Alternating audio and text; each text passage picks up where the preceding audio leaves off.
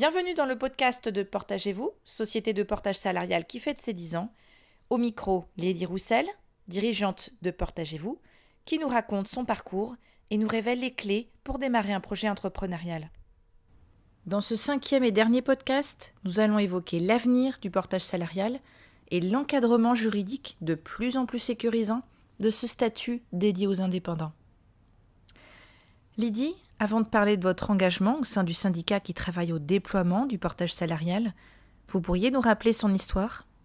Oui, alors juste pour rappeler, le portage salarial est né dans les années 80 et est réglementé uniquement depuis 2015 avec la loi sur le portage salarial qui a été étendue par la loi El Khomri en 2016 et ensuite par la mise en place de la convention collective dont la première version est sortie en avril 2017.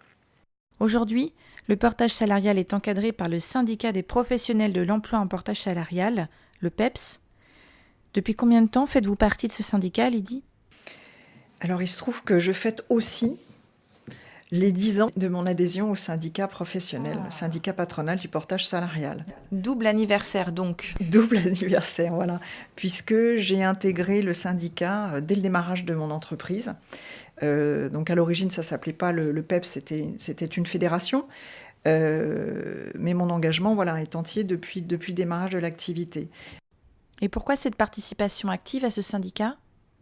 Alors vous me demandez pourquoi je suis membre de ce syndicat, parce que d'abord je trouvais passionnant de vivre la création d'un métier, parce qu'on est vraiment dans la création du métier du portage, et puis ça me permet aussi de pouvoir être en amont, ou en tout cas de participer aux prises de décision pour notre avenir, l'avenir professionnel, l'avenir du portage salarial.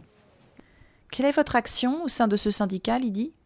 Alors, je suis membre du conseil d'administration.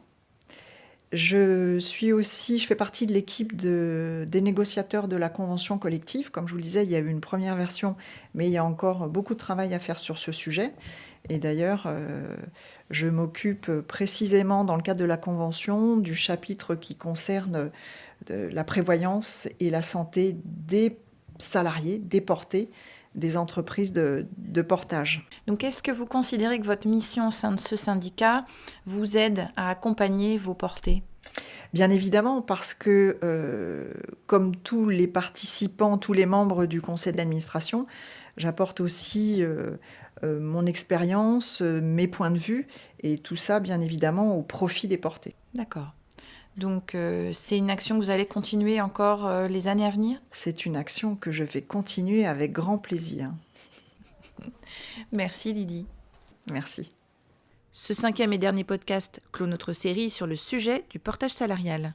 Si vous souhaitez en savoir plus, retrouvez toutes les informations sur le site web de Lydie Roussel, portager-vous.com.